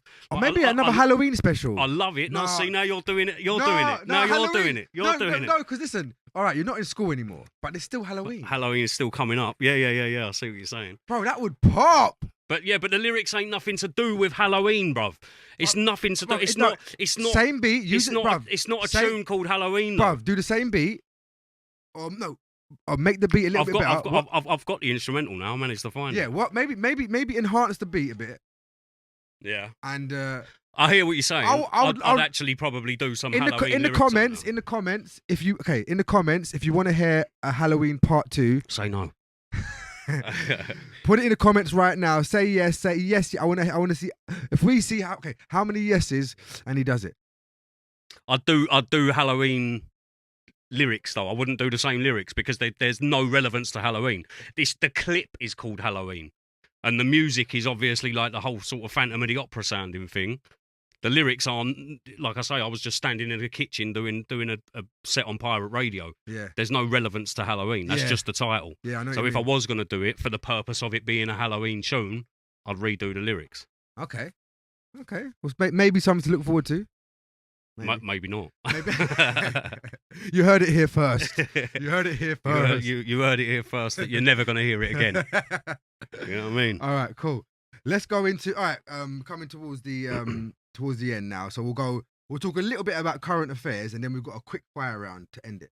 So quick fire. I can ask you 2 things, and you just got to pick one. Okay. Nothing out of the ordinary. Nothing taboo. Nah, nothing. That's like 2-pack or Biggie. Okay. Yeah. All right. Current affairs. What do you think of Central C and his success in America? As of recent. Bruv, America's not an easy one to crack. So anyone who manages to do that is winning. You know what I mean? I'm not going to sit here and lie. The whole drill thing, it's not really a bit of me. You know what I mean? I think it's all far too samey. I think it puts out negative messages. You know what I mean? It's not really a vibe that I vibe off. Yeah. If you know what I mean. That's just my personal preference. So, but obviously, like, look at what he's achieved, bro. His achievements. I heard of him once out of the blue, and then that was it. He fucking skyrocketed. You know what I mean? It was all you was hearing about. He's got like big boy celebrities round him out in America. He's holding the flag. Yeah, he's rocking with for Drake and all us. them. Yeah. So how can anyone knock that? Whether it's your thing or not, he's still championing it. Yeah. You know what I mean? Yeah. So yeah, respect to him. Well, have you heard him spit live? Well, I've seen. Oh, because he's done a set. I've seen footage. He's done a set with Dave. Right. And he couldn't really hold a 16 on the set. Right, bro, this is something that I will give myself credit for, right? There's a lot of people who they're good when they've got the tools to help them. A lot of when the whole auto-tune thing was a big thing, a lot of people were coming really unstuck when it comes to doing live stuff. Because a lot of people who sound like they can sing on the tune can't sing for shit. Yeah. You know what I mean? I've seen people get booed off stage because they are so out of tune, it sounds fucking terrible. Yeah. No one can fuck with me at a live show, bruv, because I can fucking go. I can do an hour of shelling. Straight. You know what I mean? And anything that if I can't do it live, I won't do it. Go on YouTube and type in pyro. You're gonna see some crazy. Oh, was that pyro? But even that, I'm saying like that, again, that's a studio with some nice clear mics. Yeah. You can put me in a club with some crusty, dusty mic. I can still do what I do. I second that. I've been there a few times. And people, that's one thing that I will say about myself. You're very capturing. You have people very captured. Yeah. But I'm saying, like, again, I just do what I do, but I do it well. And the thing is, a lot of people, when they have these tools to help them do something, they rely on these tools, and people are listening to the work that the tools are doing, and they think, sick. And the person's getting all this credit, but if you put them on a stage with just a fucking raw microphone, and it's you, the microphone, and the crowd, go. You know what I mean? Yeah. A lot of people cannot pull it off. That Rams guy. Was it Barking tune? That's it. And then he went on stage. That's it. And something messed up. Yeah, I heard about that. And didn't he get booed off stage? I think something like that. But he I weren't there. He didn't come back from it. No. Yeah. And there you go. He was. Yeah. They just didn't come back from it. Everyone has cussed him forever for it. And that tune was that tune was like with Eminem going for the number one. He made that spot, tune. Yeah, he made that tune in his bedroom. Was it? Yeah, and it's gone to number one. Mad. Mad. Okay. Yeah. So let's. You know what it is, yeah. So remember when I first met you, and we talked about um, Fury and Anthony Joshua. Don't bring that up. I'm not gonna. Don't bring that I'm not up. gonna. What I'm gonna bring up though is KSI boxing match with Tommy Fury. Yeah. What did you think of that fight? Not seen it. Okay. Not seen it. What did you think of the new Misfit boxing realm?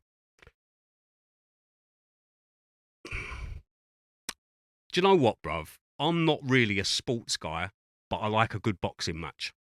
So when there's some like serious fucking bruv, everyone's got their opinions, everyone's got their favourites for different reasons. For me, no one's fucking with Tyson. Mike Tyson. Okay, yeah. No one's fucking with Mike Tyson. Okay. He's the greatest ever. Yeah. People like Muhammad Ali and they've got their reasons and they've got. For me, Mike Tyson's fucking everyone up, bro. Yeah. So you're talking about real boxers. I've spent time with Frank Bruno as well. I was gonna do. What was he like? Diamond of a guy, bro. Diamond of a guy. But I was gonna do. He was gonna buy he bought a lorry. He was gonna do a float at Notting Hill Carnival, and I was gonna perform on it. Oh. So what year was this?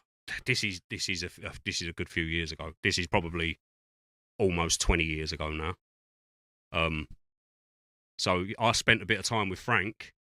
Went to his house like to talk to him about what he wanted on his float and things like that. Gave me a tour of his garden. He had a boxing ring in the garden, and you know what I mean. It's just big house. Yeah. Of course. He's Frank Bruno. You know what I mean. Yeah. So like they're the greats to me. They're boxers. So for you to say, oh, these are like, don't get me wrong, bro. I like to see anyone giving it a go, you know what I mean? There's nothing wrong with someone trying something new, but to me, they're not boxers. Yeah. They're YouTubers. They're, you know what I mean? They're bringing out drinks. They're doing, like, everyone has endorsements.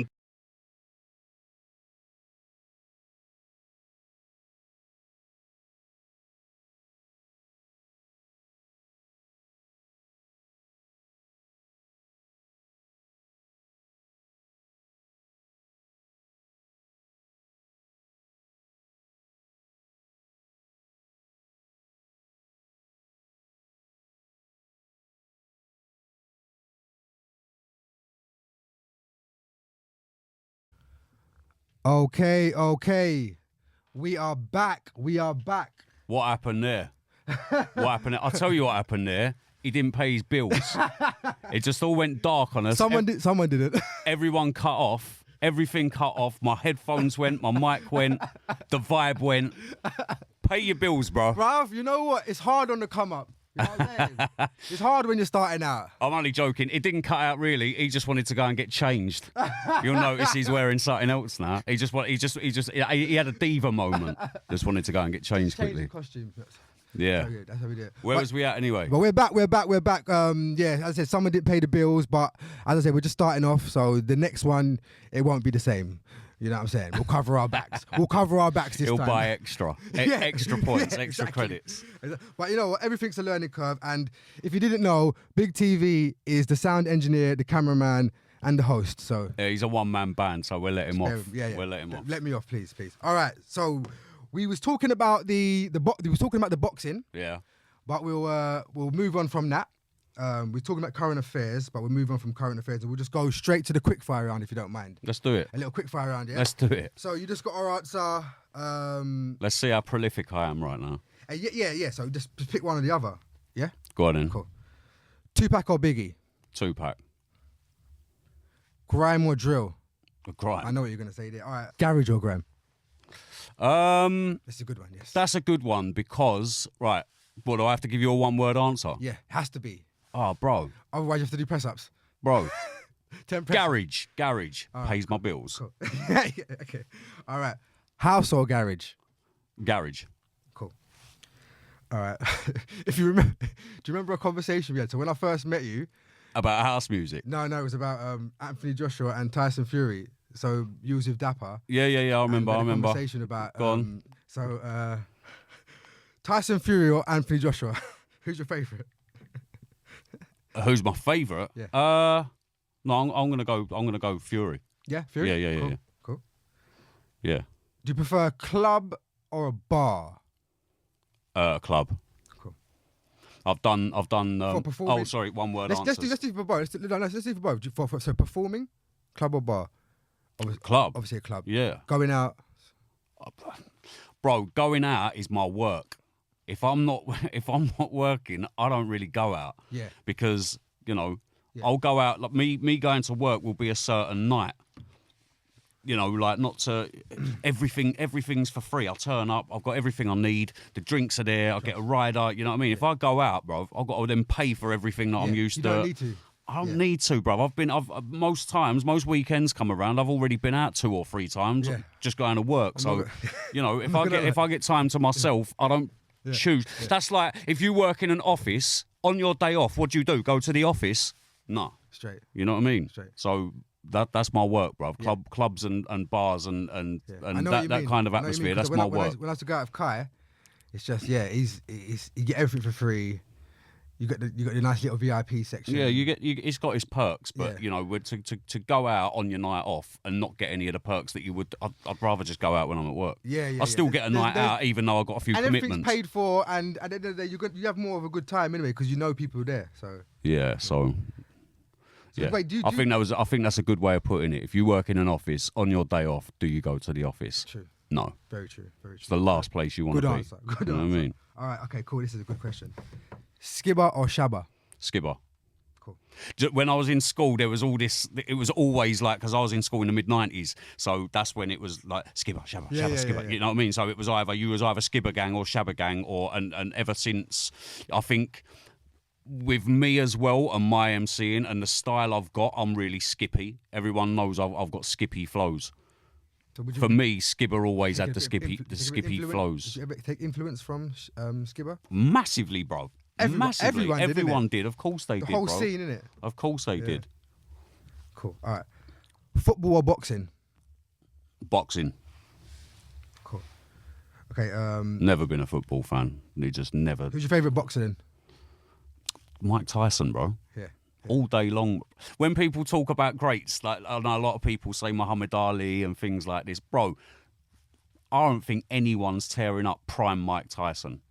You know what I mean? 1986, 87 Mike Tyson, bro, he's clumping everyone, bro. Yeah. I wasn't born for that time, but I remember when I was born, he would just literally in 3 seconds, like 3 minutes, within the 3 minutes. You can't, bro. Tyson, and when you watch boxing, like you could have someone who says, "Oh, he's a really good boxer" because he don't get hit. Fuck that. That's boring. You know what I mean? I want someone to steam in. I want to see him punch someone up. Yeah. Mike Tyson. Yeah, definitely. Cool.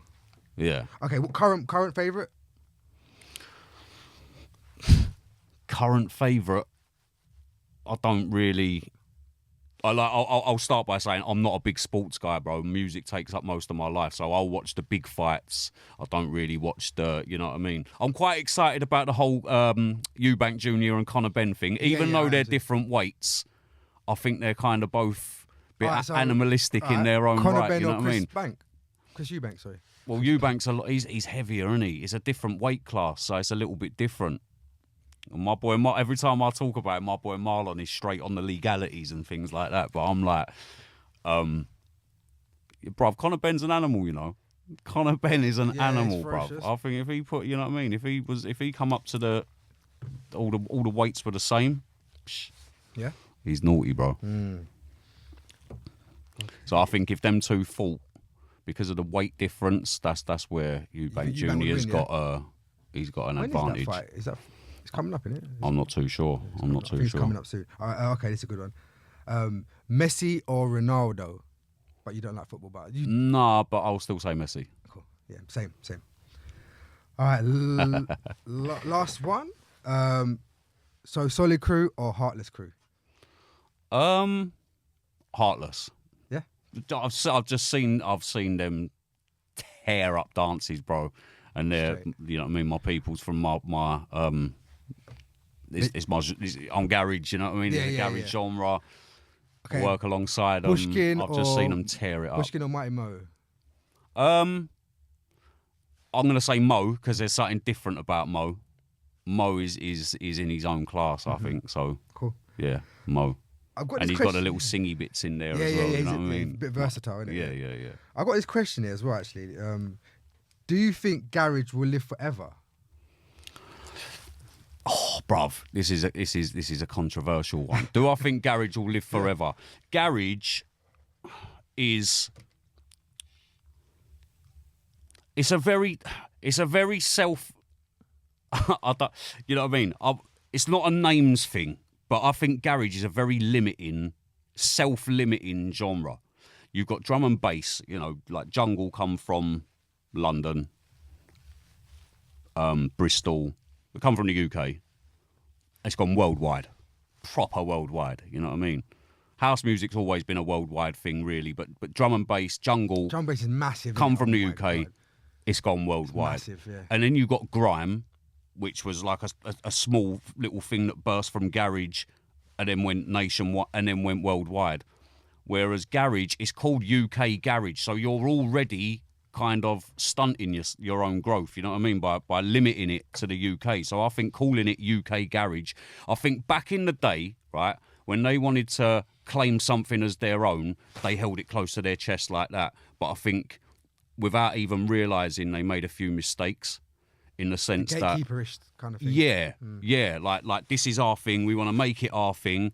So everyone else kind of went, all right, that's your thing. We'll do our thing over here. You know what I mean? And that's what created a few other genres. Exactly. Grime and them, was created like them that, and genres. drill was created like that. Right. So them genres went, you know what I mean? And I think that UK garage is quite self-limiting in the sense that, and I don't say it, but I've heard a lot of people say it's always the same people on the lineups. It's always the same DJs just dropping the same tracks all the time. And like Viper's saying a lot of that online as well at the moment. Why is everyone playing these same tracks? And like garage is a very diverse thing. It's got millions of forgotten tracks that people don't play. Everyone plays the safe bets that they know is going to have a crowd reaction. I get it that garage is about memories and things like that. So you get the tracks where you know you can drop them. You know that they'll have a good response and things like that. But generally speaking, it is quite a self-limiting genre because it doesn't it's not openly, clearly welcoming the new age in. You know what I mean? There are not a lot of good new garage tracks that have kind of gone viral at the moment.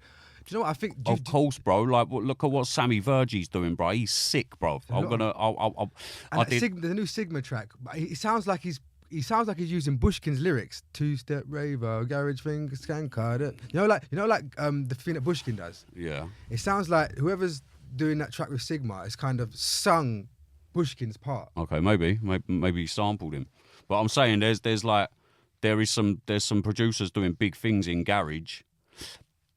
And I noticed a couple of years back as well that the new garage tunes that are breaking through to the charts and things like that are not calling it garage.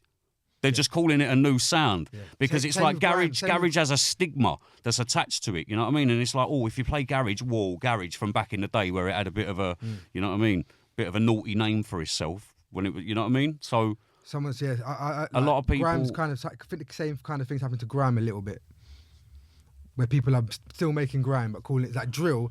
Let's be honest, drill is literally grime, man. I don't know. I don't see. No, it's not. It's not. Nah? It's not. No. It's got its own sound.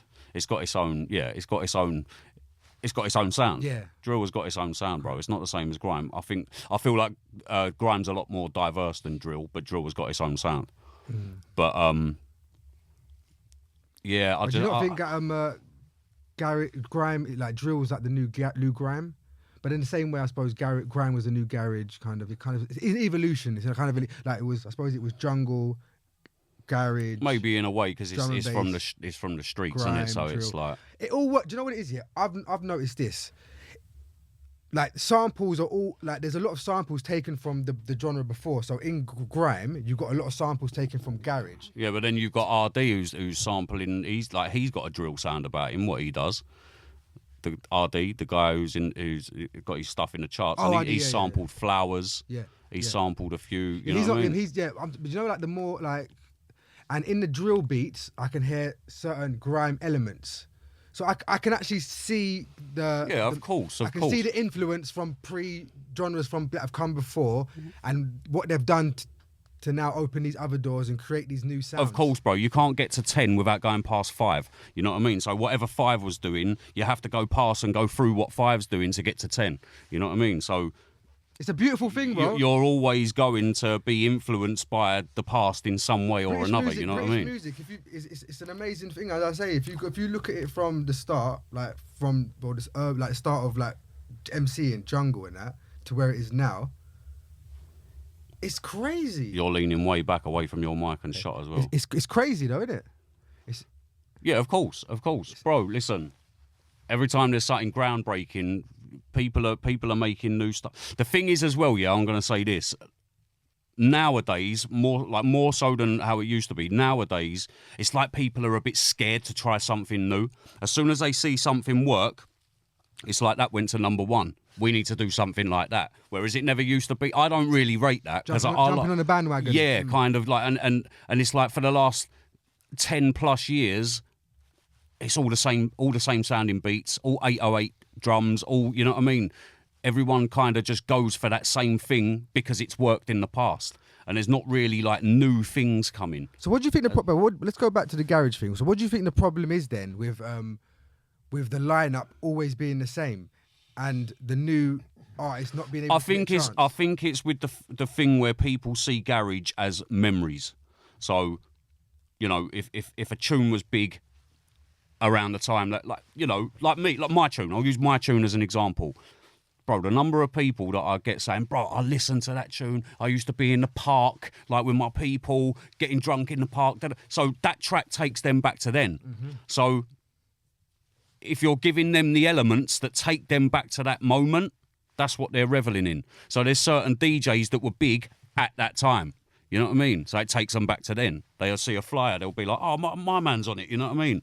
And then... Are we seeing the new artists that are blowing up on these, even on the lineup? Some people are trying it, but the general mindset is that I don't recognise that name, so I'm not going to jump at it. I'm not going to go and pay for a ticket to see DJ blah blah because I've never heard of him. No, I mean, like, you know, like the people that may have gone viral through their music, like through like tracks they've made, like, and have blown up on TikTok. Yeah, but people are.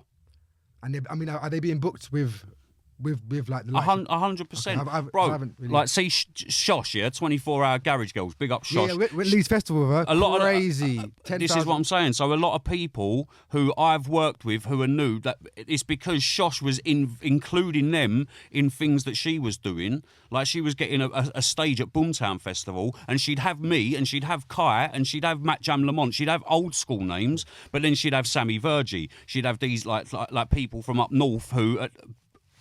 2016, 2017, I'd not heard of. Now they're popping off. She got in there early and had them, you know what I mean, incorporating the old with the new. So do you think we need... You have to, bro, for it to move forward, for it to progress. So the older generation, you need to start... Of course. Kind of, appreciating the younger and the up-and-coming artists more. 100%. You have to. You're not going to progress. You started off by asking me, is grime gonna live forever? Garage. Sorry, is garage? sorry. Yeah. Is garage gonna live forever? Yeah. No, not if you don't move forward, because time waits for no man. Time's gonna move forward. I want to ask you a very good question. Time's gonna move forward without garage if garage doesn't move with the times. Very true. So are there any new artists that you are embracing at the moment? Yeah, Sammy Virgie is one of them. I've already mentioned his name, bro, but the stuff he's doing is hard, bruv. Cool.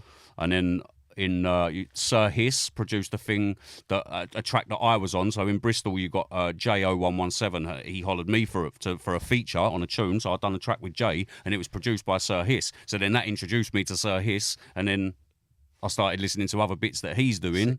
Bro, some of the stuff that these lads are putting out, bro, it's serious stuff. Yeah, it's serious. Give them a shout stuff. out. What's their newest track? Let everyone know. Their newest track? Yeah, the newest thing out. Bro, they're making stuff all the time. I mean, I don't know. The last thing I heard from Sammy Virgie was a collaboration thing he's done with Champion. And that, and Champion? Yeah, this is what I'm saying, that's bro. That's got to be some championship manager stuff. Yeah. Well, this is what I'm saying, bro. Champion as well. You know what I mean? Stuff he's doing is hard, bro. So, yeah, you got a collaboration with Sammy Virgie and Champion. I've seen like clips going viral of them dropping them in clubs, and bro, he's going off. You know what I mean? Then you got Sir Hiss. The last thing I heard of his, I liked so much, I sent it to my boy. He done like a limited vinyl release thing on it, and my boy bought the vinyl. You know what I mean? So sick. Sick. So yeah, I'm always Good to hear. I'm always supporting new talent, but I like talent. So I'm quite hard to please, I think. You know what I mean? You can't just flood me with 400 new people and I'll just go, oh, bring them all in. You know what I mean? Yeah, yeah. I'm a little bit like, he's sick. So quality, he's not sick. quantity, kind of thing. Absolutely, Yeah. always. All right, cool. Let's. All right, just to end it off. There's a couple questions. Just a bit of fun. All right. Okay. This is a funny one. Okay. Would you shit in a bag if you were stuck on a motorway in standstill and you've been there for 2 hours? You've been on the motorway for 2 hours. There's a death. You're not moving anywhere. Would you shit in a black bag in your car? What would it take for you to shit in a black bag? No. Would I wait. Would I shit in a bag in my own car? Yeah. Fuck no. Why am I gonna stink my own car out and have a bag of shit in my car? Bro, What if animals you need to go really So bad? animals shit outside. So what I'll do is I'll get out of my car. If we're not moving, we're not moving. I'm gonna go where the animals go and shit at the side of the road. Why? There's plenty of leaves I can wipe with that. You know At least what I you mean? can admit it. Bro, listen. What am I going to do? Sit there and let it back up to my chin? No, Yeah, it's got to go somewhere. straight. But am I going to do it in my own car and then sit there with a bag of shit in my own car stinking? What's the point in that? I might as well get out of the car and go into a field or something. If the car's not moving, it's not moving. It can wait for me. You know what I mean? Straight. So I'll go and find a little corner behind a tree. I'm going there. I'm not going in no bag. I'm going to move like the animals. Exactly. Imagine like you can see someone in front of you and you're like, what are they doing, bro? And then they just drop a No, bag of shit out the I'm not window, going to bro. go in the middle of the Throw it backwards motorway. and someone flies back in your windshield. I'm bro. not going to go in the middle of the motorway where everyone can see me. I'm not going to climb up on someone's bonnet and squat on their windscreen. You know what I mean? Cruises busting did we up. get that Step into the frame. Got my boy here. Got my DJ here. I'm talking about shitting in bags, and he's in the corner creasing up now. One last. Okay, that was from No Behaviour podcast. That was a question I heard on there. One last question. This is let's just go for it. What amount of money, or is there amount of money which you would sell an experience for? Whoa. What experience are we talking about? Like a once in a lifetime. It's like, you know, something in your life where, I don't know, maybe a concert that you've like had, like you've always wanted, like Michael Jackson's last concert, for example. I saw Michael Jackson in concert. Okay. I saw Eminem in concert at his prime as well. Okay. But people hate it. Did you like? Okay, how much did you enjoy those two experiences? Well, I was 8 years old when I went to see Michael Jackson. Okay. So, bruv, you can't take that away from an 8-year-old boy.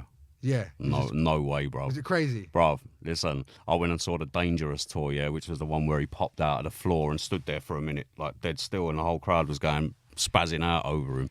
Okay, yes. And I had a pair of binoculars, bruv, and the first track he done when he come on was Jam, so he's just bust into dancing, and I put my binoculars up, bruv, and I could see Michael Jackson close up through my binoculars, bruv. You cannot How far out was you then? You cannot take that away from an 8-year-old Yeah, boy. for I was quite far back, Yeah. but my binoculars were pretty good. You know what I mean? Back in the day, everyone had a good pair of binoculars. Had to be done, bruv. Had to be done. And I could just see him there clear as day, like he was in front of me. So you can't take that away. Would you sell it? Or is there an amount of money you would sell that experience for? Like, what do you mean sell the let's- experience? let's- What, if I lose the memory forever? No. So if someone offered you money not to go, so okay, let's start. Someone offered you £100,000, would you have not went to the concert? Bruv, £100,000 didn't mean anything to me when I was 8. 200,000. Didn't mean anything to me when I was 8. Money didn't mean nothing, bruv. I lived for free. So basically you can't sell it. You couldn't sell it. No, I wouldn't sell that, bruv. Yeah. I was a Michael Jackson fanatic when I was a kid. You know what I mean? I loved him. Yeah. Yeah, so no, I remember my mum saying to me, "I've got something to tell you. I've bought you a ticket to go to a Michael Jackson concert." I didn't even believe her. I was like, "What?" She went, "Yeah, my mate's going. Then she's taking her. She's going to take you as well. So I paid for you a ticket. £40 a ticket was, bro. This was 19. Your mum is a legend. Bruv, I've always said it. My mum and dad left me at babysitters and went there with my uncle and aunt. Yeah, but how old were you? Oh. Babysitter? How old were you? I couldn't. Maybe actually no. Then I probably was about. Yeah, if you was, I was 8, bruv. You were 8 months. There's a difference. But when was his last concert? Though was there another concert after you was 8? Well, he was going to do This Is It, but he didn't get round to it. Okay, so maybe it might have been that concert. So I would have been. Oh yeah, maybe I was too young. Yeah, so I went to. But I still wanted to go. I wanted to go. I went to the Dangerous tour, and the tickets were £40. And back in them days, bro, that was a bit of money. Yeah, you know what I mean. And my mum knew that she could not let me miss that thing. And do you know the worst thing? Yeah, it was the concert was on the 1st of October, and we got there and we were gassed, and we watched all these warm-up acts, and then some dude come out, African guy. And like the mic was all echoey, and they couldn't even really hear what he was saying. So I was like, everyone was trying to listen. Everyone went quiet, and he basically came out and said, "Michael Jackson's had a funny turn. He won't be coming out, but your tickets will be valid on the 23rd of October." So I'm looking around like, what's he saying? What's he saying? And they said, "Oh, he's not coming out. We got to go home." Bro, I was like, dragged my knuckles out of Wembley Stadium. It was the original old school Wembley Stadium. Was it silent? Everyone just walking. Oh mate, everyone was pissed, and then so I had to go and wait 20. Went from like he's coming out in 2 minutes, to he's coming out in 23 days. Yeah, that's crazy. So crazy, it was like, oh bro, disappointing, isn't it? Like I say again, I was an 8-year-old boy, bro. You can't do that. It might cut out in 2 minutes. So there was something you wanted to say with you and your friend? Yeah, just roll into the thing. This is my boy Cruz, obviously. My guy DJ's with me when we go about doing our thing. And we got loads of events coming up, and we've been tearing it up, man. We've done Birmingham recently. So the thing is, like, Cruz gets involved, and then if we get to a place, and there's a lot of places book me, and they have their own DJ. Sometimes that DJ can't really cater for me in the way that he can. You know what I mean? So he'll jump on, he'll get involved, straight. And. We've just been going about tearing it up, bro. Like I've been fully booked now for months on end. We've had like 2 weekends off in like 2 months or so. Sick, isn't it? Sick. And so up and coming, or he's been doing it for? No, he's been doing it for years, bro. He's been doing it for years, but he was like a pirate radio DJ. Just garage or other genres? We play what I'm booked to work with, right, but he's a producer as well, so he produces like liquid drum and bass, garage. We got a track together. We did a track a few years back, 2019, called Insane.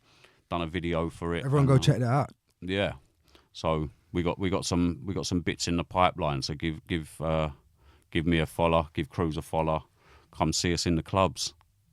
You know what I mean? Sick, bro. Yeah, man. Appreciate you having us, though, bro. No, bro. Thank you for coming, my brother. Standard. Thank you, my brothers. Standard. That was a very good conversation. It was a well-needed conversation. Well, it was an honest conversation, bro. That's what matters. You know what I mean? That's it. I'm always as honest as I can.